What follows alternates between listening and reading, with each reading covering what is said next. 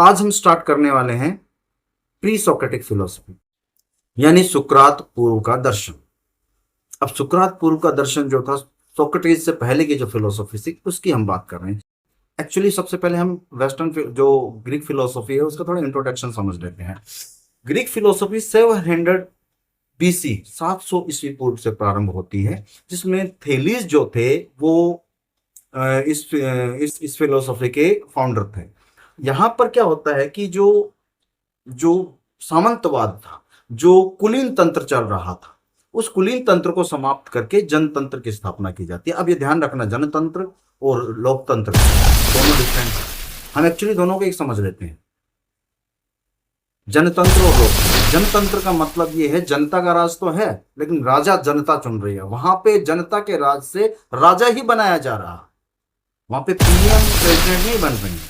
और जो लोकतंत्र आया है हमारा ये इस समय जो चल रहा है, उसमें हम एक सरकार के बेस पर चल रहे हैं, 5 साल 4 साल का टाइम दे रहे हैं। उस हिसाब से लोकतंत्र, तो जनतंत्र पहले भी होता था, लेकिन दैट इज नॉट लोकतंत्र।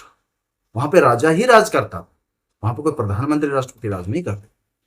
ठीक, तो जनतंत्र की स्थापना 700 बीसी में यूनान में होती है। यूनान के दर्शन जब प्रारंभ होता है तो एक प्रश्न है कि प्रकृतिवाद, नेचुरलिज्म, आपसे अक्सर पूछा जाता होगा, कई बार क्वेश्चन भी आते हैं, या फिलोसफी का जब भी जिक्र आता है तो जो अदर देन फिलोसफी के जो स्टूडेंट्स हैं, स्कॉलर्स हैं, उनसे जाना जाता है व्हाट इज नेचुरलिज्म, प्रकृतिवाद क्या है। यही प्रकृतिवाद था जो यहां से स्टार्ट होता है। प्रकृतिवाद का मूल अर्थ यह है कि जो प्रारंभिक फिलोसोफर थे, जो प्री सोक्रेटिक फिलोसोफर्स थे, उनमें से कुछ स्कूल्स ऐसे थे, एक या दो स्कूल ऐसे थे, जिन्होंने कहीं से भी किसी ऐसी सुपर नेचुरल या एब्सोल्यूट सत्ता को इस जगत का मूल नहीं माना। उन्होंने केवल और केवल इस प्रकृति में जो इंपीरिकली अनुभव से जो चीजें अवेलेबल हैं, चाहे वो वायु है, जल है, अग्नि है, वायु या वटेवर जो भी है, पृथ्वी है, उन्हीं में इस सृष्टि की उत्पत्ति का मूल खोजा, सत्ता उन्हीं में खोजी। सत्ता उन्होंने इस जगत से परे नहीं मारी, यानी इस प्रकृति में ही फाउंडेशन है इस सृष्टि की, इस जगत की। हाँ, देवता को मानने वाले लोग थे, लेकिन देवताओं को भी वो इसी सृष्टि के अंतर्गत मानते। तो प्रकृतिवाद मतलब अनुभव पे डिपेंड करता था। और यहां पे मैं आपको एक और डिफरेंस क्लियर कर देता हूं कि ऑन्टोलॉजी और मेटाफिजिक्स को एक समझा जाता है, बेसिकली एक ही है, वो मान्यूट सा डिफरेंस है, लेकिन डिफरेंस है। जब हम प्रकृतिवाद की बात करते हैं, जब प्री सोक्रेटिक एरा में हम नेचुरलिज्म की बात करते हैं, तो वो लोग ऑन्टोलॉजी पे ज्यादा ध्यान देते हैं, उनका फोकस ऑन्टोलॉजी था, उनका फोकस मेटाफिजिक्स नहीं था। ऑन्टोलॉजी का मतलब ही है कि केवल आप ये बताओ कि इस सृष्टि की मूल सत्ता क्या है। अब वो मूल सत्ता कैसे आगे बढ़ती है, सृष्टि में कैसे कन्वर्ट होती है, सृष्टि का निर्माण कैसे होता है, ये सब मेटाफिजिक्स में आ जाता है। यानी जब आप मूल सत्ता के साथ साथ मूल सत्ता की क्रिया विधि, गुण वगैरह जब बताने लग जाते हो तो वो मेटाफिजिक्स है। और जब सिर्फ आप मूल सत्ता बताते हो कि ये मौलिक तत्व है इस जगत की उत्पत्ति का, तो वो ऑन्टोलॉजी है। That is the difference between metaphysics and ontology, ये माइंड रख लेना। ठीक है, अब वो नेचुरलिज्म जो स्टार्ट होता है, तो जो जितने भी फिलोसोफर हुए हैं, जैसे आयोनिक स्कूल हुआ है, उसके बाद माइलेशन हुए हैं, माइलेशन आयोनिक पे एक ही थे, इलियाटिक हुए हैं, ये लोग जो थे, या फिर उसके बाद जो डेमोक्रेटिस हुए हैं, यानी एटोमिस्टिक फिलोसोफर्स हुए हैं, वो सब के सब जो थे वो प्रकृतिवादी दार्शनिक थे। वो प्रकृति में ही इस जगत का मूल तत्व खोजते थे। That is why they are called naturalist, इसीलिए उनको प्रकृतिवादी दार्शनिक बोला जाता है। तो ये कंसेप्ट आपका क्लियर होना चाहिए कि प्रकृतिवाद कहा किसे गया है। अब इस प्रकृति के भिन्न भिन्न रूप, यानी किसी ने कोई तत्व मूल माना, किसी ने कोई तत्व मूल माना। ठीक है, अब एक और क्वेश्चन, जो दो मूल समस्याएं थी प्री सोक्रेटिक एरा में ग्रीक फिलोसफी, वो दो मूल समस्याएं ये थी कि वास्तव में मूल तत्व क्या है, और दूसरा मूल तत्व जो है वो इस प्रकृति में कन्वर्ट कैसे होता है। जो पहली समस्या है उसका संबंध ऑन्टोलॉजी से है, और जो दूसरी समस्या है उसका संबंध मेटाफिजिक्स से। ठीक है, और भी बहुत से प्रश्न उठते हैं, जैसे मैं आपको बताऊं कि what is the prime good, परम शुभ क्या है, ये भी वहां पे प्रश्न उठा। और वास्तव में हमारे जीवन का परम लक्ष्य क्या है, ये भी वहां पे प्रश्न। तो ये सब प्रश्न वहां पे जो प्री सोक्रेटिक एरा थी वहां पे थे। ठीक, अब जो ग्रीक जो एरा थी, ग्रीक एरा में एक बहुत बड़ी विशेषता थी। दो सिद्धांत वहां पे सब लोगों के बहुत प्रिय थे और सब उसको फॉलो करते थे। पहला सिद्धांत ये था उनमें से कि वो लोग राज्य के जो नियम कानून होते थे, अपना जो स्टेट होता था, नगर राज्य, यानी यूनान में उस समय नगर राज्य का शासन चलता था, यानी कि यूनान जो थे छोटे छोटे नगरों में बटा हुआ था, मैसिडोनिया, एथेंस आदि आदि। जैसे आपने 300 मूवी भी देखी है, उसमें भी एक नगर दिखाया गया है। यही उनके राज्य होते, यही सब उनके स्टेट हुआ करते थे, यही इनका देश हुआ करता है। ये पूरा ग्रीक इनमें बटा हुआ था, पूरे इन राज्यों में आपस में विरोध चलता रहता। तो नगर के जो कानून होते थे, नगर राज्य के अपने स्टेट के जो रूल्स होते थे, जो लॉज होते थे, उन लॉज का बहुत सम्मान करते थे, उनके लिए मरने मिटने को तैयार होते थे। सोक्रेटिस का एग्जाम्पल, इसका बहुत बड़ा एग्जाम्पल है सोक्रेटिस के जीवन की घटना, जो उन्हें जहर किया गया था। उन्हें भगाने का प्रयास किया गया था, लेकिन वो नहीं भागे।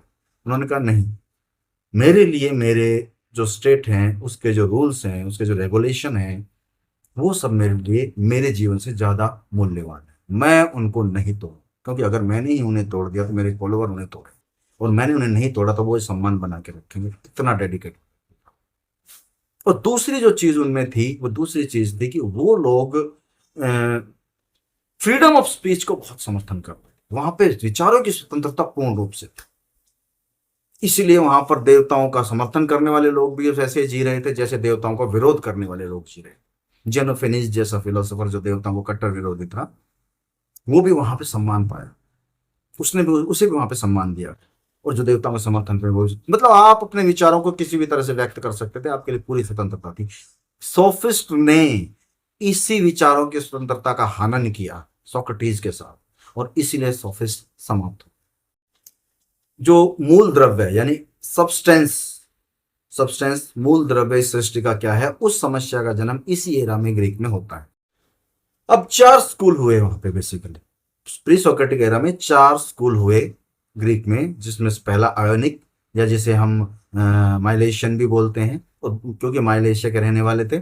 और दूसरा जो स्कूल हुआ वो हुआ इलियाटिक, ये इलिया के रहने वाले थे। तीसरा जो स्कूल हुआ वो हुआ एटोमिस्टिक, जिन्हें डेमोक्रिटस भी बोला जाता है, जिसमें लूसिपस और डेमोक्रिटस 2 फिलोसोफर्स हुए।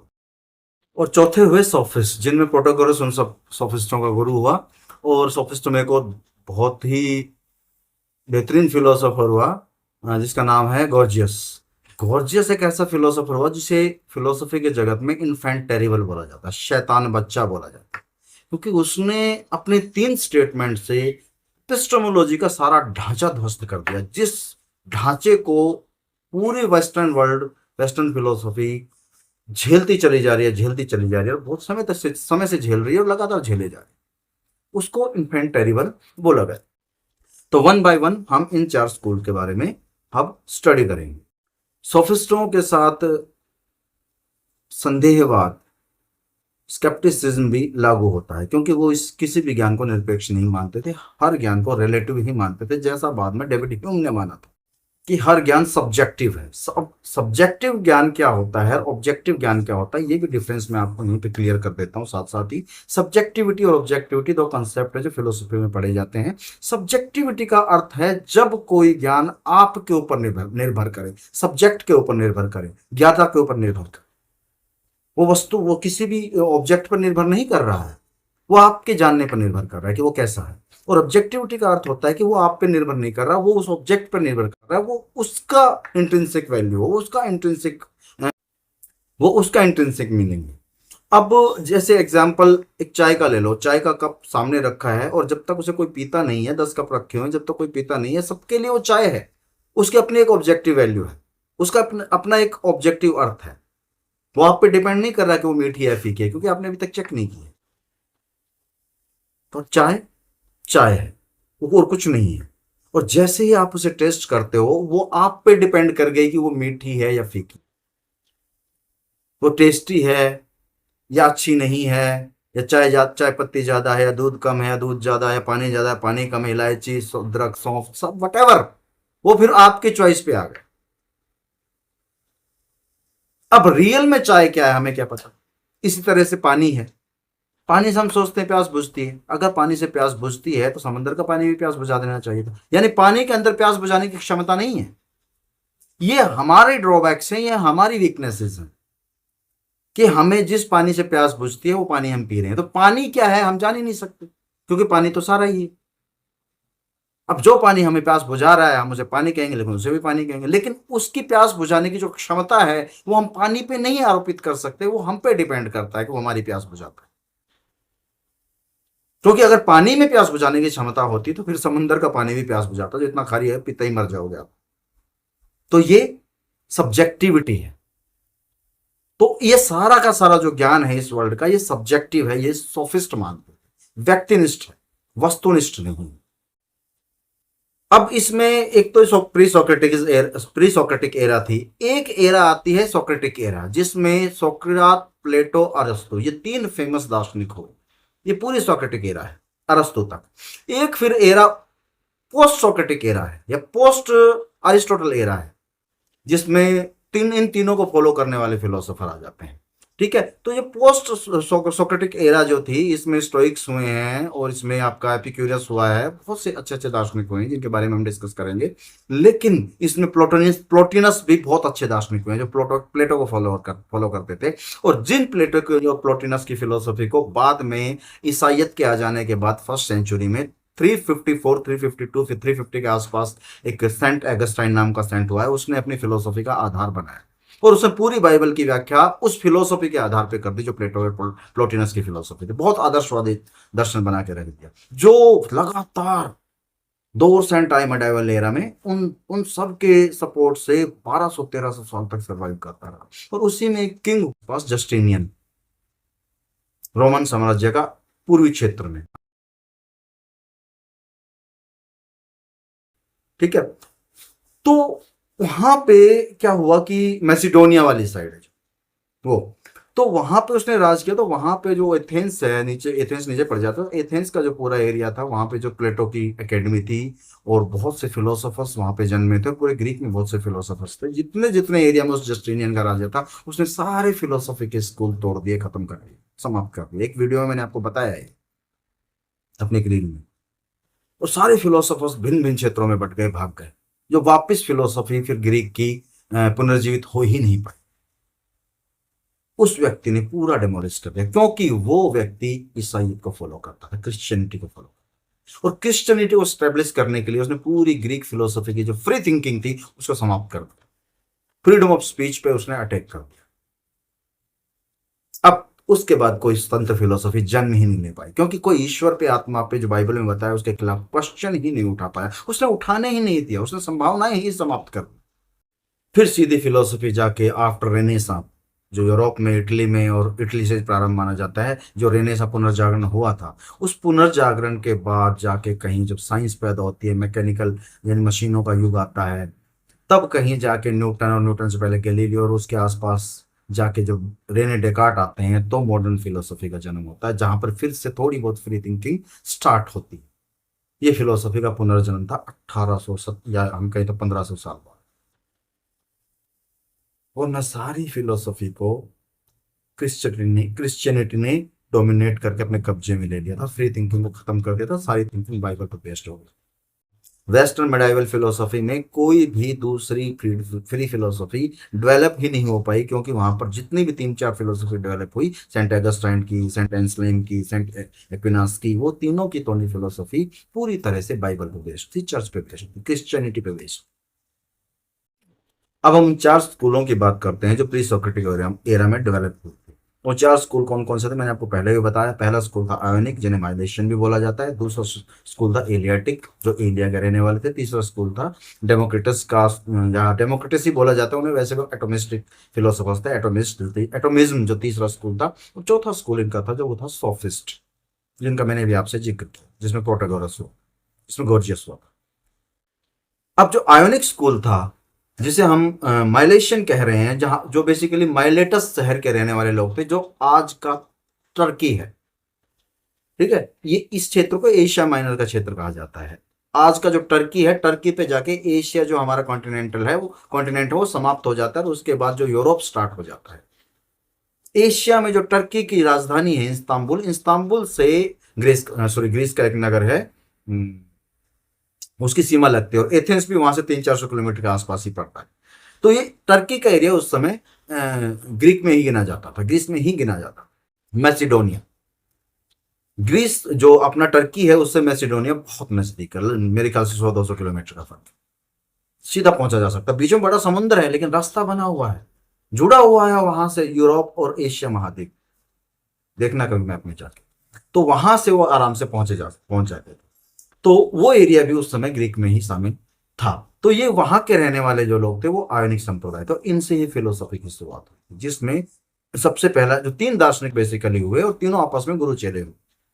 तो जो ट्रायड हमें सोक्रेटिक फिलोसफी में देखने को मिलता है, सुकरात के शिष्य प्लेटो और प्लेटो के शिष्य अरस्तु, वही ट्रायड हमें जब फिलोसफी ग्रीक की स्टार्ट होती है वहां पर भी देखने को मिलता है। पहला फिलोसोफर थेलीज, थेलीज का शिष्य एनेक्सिमेंडर और एनेक्सिमेंडर का शिष्य एनेक्सिमेनीज, ये सेम ट्रायड वहीं चल रहा है, वो शुरू से पहले से स्टार्ट हो गया है जब ग्रीक फिलोसफी स्टार्ट होती है।